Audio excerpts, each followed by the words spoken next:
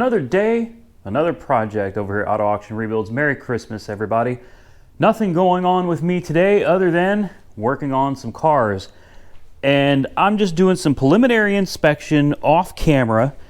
And I pull this out from under the hood of the red truck. Now, at first I thought I was dealing with a rat's nest here. This is a large pile of debris. Look at this.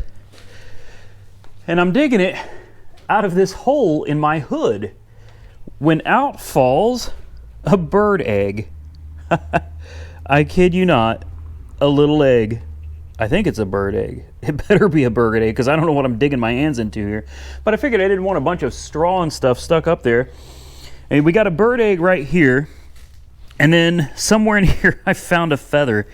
Yeah, I don't know where it went, but we had a feather in here too. I don't know exactly how that happens. I have literally I've owned hundreds of cars, and I've got pictures of almost all of them on my computer, and I have never in my life seen a car that had a bird's nest, bird feathers, right there we go. In the hood. How the hell did something get up there and lay eggs? The Christmas is starting off very interesting, to say the least. All right, I know. We're supposed to be working on the Harley, and we will in just a minute, but this thing right here is just killing me. I had a lot of people say, you know, start jacking it real slow and see if we can bend her back out. And after a little bit of work, not too shabby.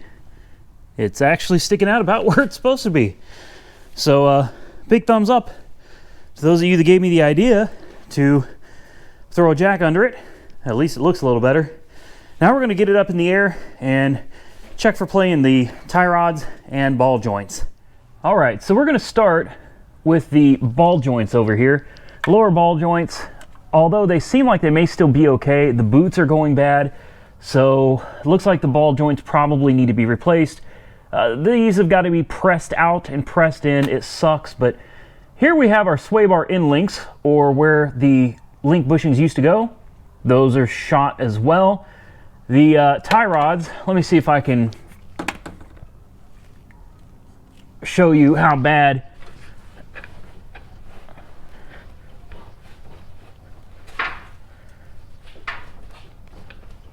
We got a lot of play in the tie rods.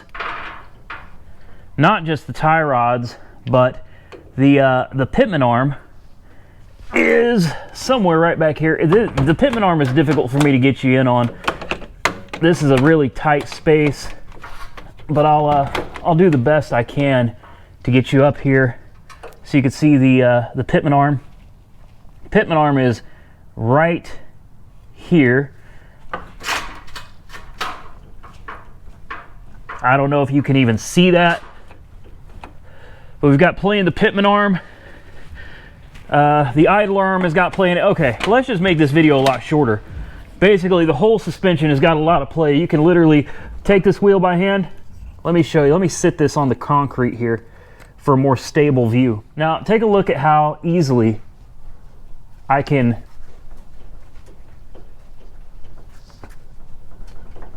look at that. And the other tire isn't even moving when I do this. There is a lot of deviation, a lot of play in this wheel and in the other wheel as well. So what that boils down to is, as far as I'm concerned, the entire front end on this truck is shot. It is what it is. All right, I'm not going to sit here and get depressed, not going to be a Debbie Downer. We got the truck for $1,100. I don't see anything wrong under this truck anywhere other than the suspension is worn out. But you know what? It's all good because I got my girl right here. She's going to help me jump under this truck and we're going to get to work. Now, I already ordered all the parts. I ordered a new center link, new upper control arms that come with the ball joint, new lower ball joints, new inner and outer tie rods, new tie rod adjustment sleeves, new bolts, new shocks front and back, new pitman arm, new idler arm, everything. We're replacing everything other than the steering gearbox. Also, some of you thought maybe the intermediate shaft had been twisted or bent. I checked the intermediate shaft and it looks fine. Everything seems to be solid under there. That neighbor that just drove by has got to be thinking I'm really crazy standing here with a cardboard cutout of some but anyway, oh great, more neighbors. Lovely. I picked a great time to do this. Yep. Oh, kids are like, Daddy, what's wrong with that sick man? Anyway, we got all the parts, came out to like 230 bucks. And I want to say big thank you to autoauctions.io because they sponsored the suspension rebuild on this truck. Every piece of this suspension that we are replacing came from autoauctions.io. So thank you, Nick and your team over there. Really appreciate you. You have no idea how much this helped me out being able to get this truck put back together. Okay, now we're on the passenger side and take a look at this.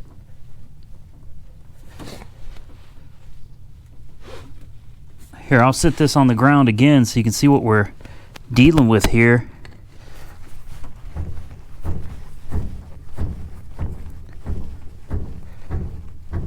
That's by hand. I'm going to show you a little further up in here exactly what the problem is. Well, first of all, this thing's got many problems. All right, but take a look.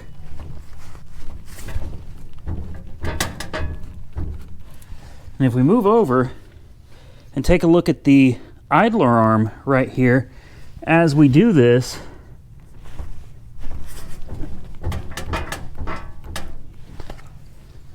yeah, I think you can see, I hope you can see. Here's your idler arm right here.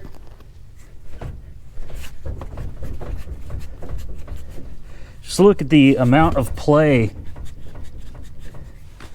Very dangerous, very dangerous.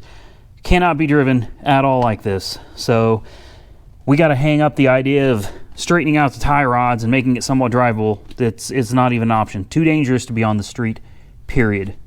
Well, that was an unfortunate turn of events, but like I said earlier, we're replacing all of this stuff anyway. Every single piece under here is being replaced. So I was hoping that we would be able to at least get the front end straightened out some.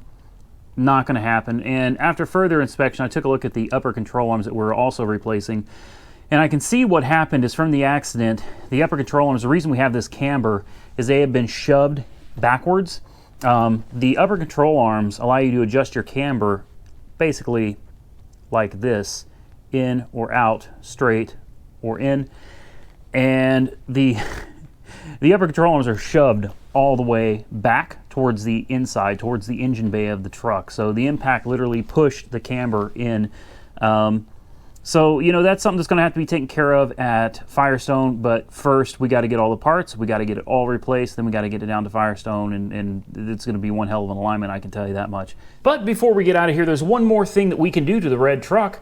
But before we do it, I want to give a big shout out to Nick over at autoauctions.io. I'm sure you've heard me mention this place before, and I use it all the time. I'm currently looking at a 2004 F150 Super Duty. This is a diesel up in Tulsa, and here we go. You know, you type in the VIN number, it brings up and it shows you if it's got a previous sale history. So this is basically the Carfax for salvage auction pools. This is a must if you're going to be buying and selling through, even if you're just buying, it doesn't matter. Buying and selling, buying for yourself, you need to run the autoauctions.io report so you can see if the car you're getting has been brought through the auction before, because you may be getting a lot more than you bargained for your hard-earned money. So big shout out to Nick over at autoauctions.io, link in the description. Now let's go check out what we have to do before we bounce out of here. So the last thing that we can do to this truck is change out the old ugly frosted worn headlights for some of these Ford Lightning style headlights and corner lights. Got the whole set, I think, for like $65 or $69 on Amazon. Man, they are super clean. Some of you have asked me for a link to these, so I will put a link to these in the description as well as in the comments section. So big shout out again to Nick, autoauctions.io, for sending us these lights. Certainly appreciate you contributing to this build. let's get them in. So if you're wondering how to change these, I'm not going to go into great detail because it's really not that difficult. Step number one, you should pull out this little bolt here first. I believe it's a 7, possibly an 8. Get that bolt out of there. Then you got these clips. These clips literally just, well, you're not supposed to pull them out like I just did, but whatever, you pop them up. Once you get them in the up position, the headlight just pops out. You get that one bolt out of this corner light just pops. That's all there is to it. Same thing on the other side, same 2 clips, pop them out, and you got your same little bolt down there. Get those out, slip these back in, and before you know it, and there you go. Simple as that. Talk about a hell of a transformation.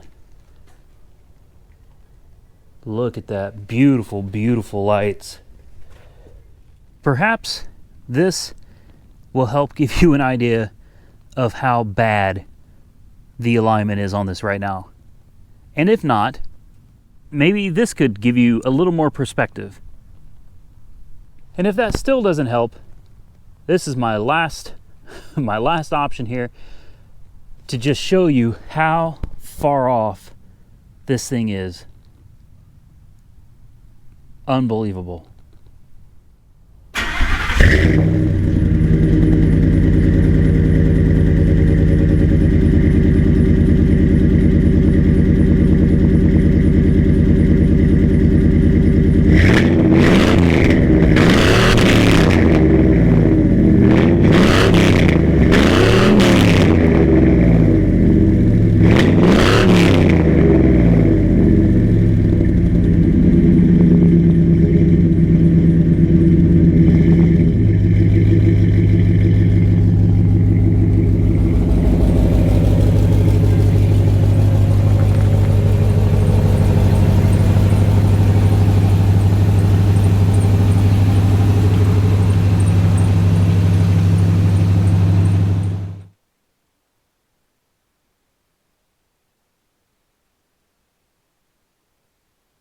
All right, we got the bumper off.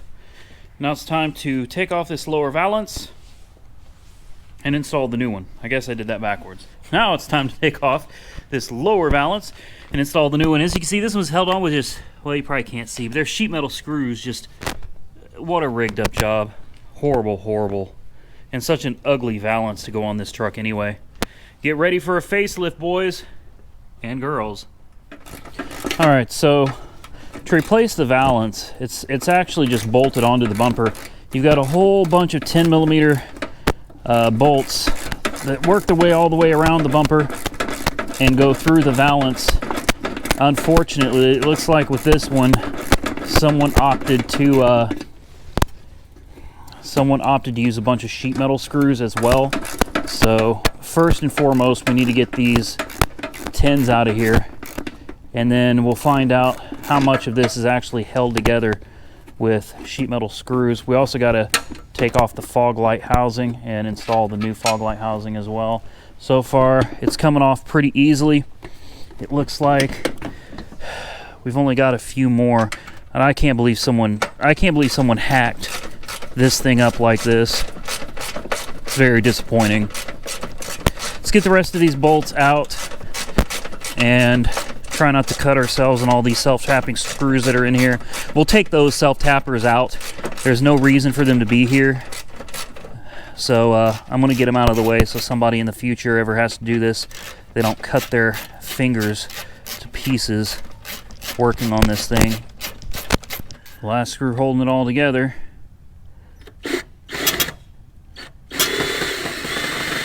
You're stripping it. I'm trying not to. There you go. All right, so these 2 screws have been broken off on the other side. There's no heads left. The only thing we can do is hit it with a grinder and just shave off the screws as close as we can to the bumper.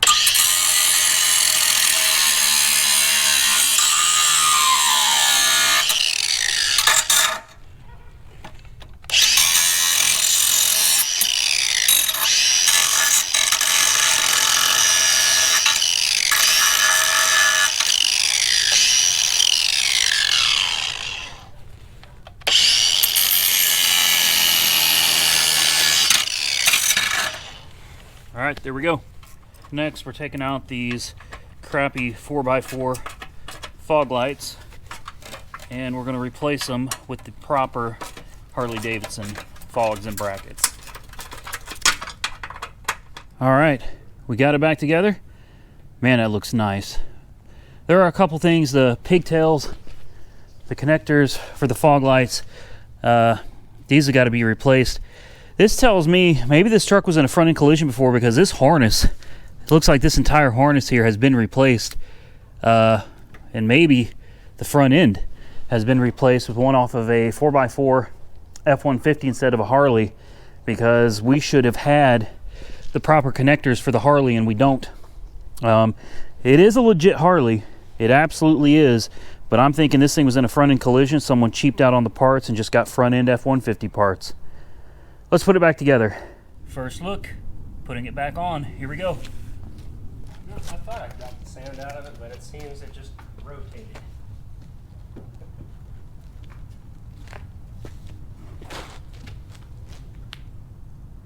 All right, ladies and gentlemen, there she is, and that is how this is supposed to look. Absolutely beautiful with that new front end. Unfortunately, the old paint just looks pretty bad compared to this brand new shiny paint down here. Gorgeous. Looks like we may have got a nick or two in it or something. Nothing major. Nothing major at all. It's a good looking front end. It really is. Good looking truck. What do you think? Comment below if you think this is how this bad boy is supposed to look. All right, so that's going to be it for the video. I appreciate you taking the time to watch. I know it's late on Christmas. I apologize, but it's been a long Christmas out there working on both of these things. Believe me when I tell you, this video is nowhere near as long as all of the footage that I had from earlier. And on top of that, the audio completely went out in some places. Some of the video I had is missing completely. This was a very aggravating video to make. There's almost nothing worse than recording a whole video and finding out you got missing footage and you got audio cutting in and out. Some of the video that is included in this, if you hear the microphone popping, I apologize. I left it in there because I felt that portion of the video was important to the overall video. Merry Christmas. Hope you all enjoyed it and had a good one. Thank you for watching this video. Thank you for hanging out with me. Big shout out again to Nick over at autoauctions.io for getting us some of these parts for this truck. Really do appreciate it. And Justin, who said he's going to wrap the Corvette on his dime. Chrome has given you guys another challenge. Justin said that if I give him 2 more shout outs on video by the end of the year, and you guys jump over there and subscribe to Justin, Superior Auto Flips, he said he will not only wrap the Vet on his dime, but he will also ceramic coat the body and the wheels. So Justin, this is one shout out. You got one more coming. I'm going to hold you to it. Check out Justin over at Superior Auto Flips on YouTube. Check out Weird Beard on YouTube to see progress from these other cars. We're going to be starting on that Z very soon. But for me, I'm out of here. I got some sweet and sour chicken that I'm going to have for Christmas dinner here. I'm starving. I haven't eaten today. Stay safe out there, everybody. I look forward to catching you all very soon in the next one.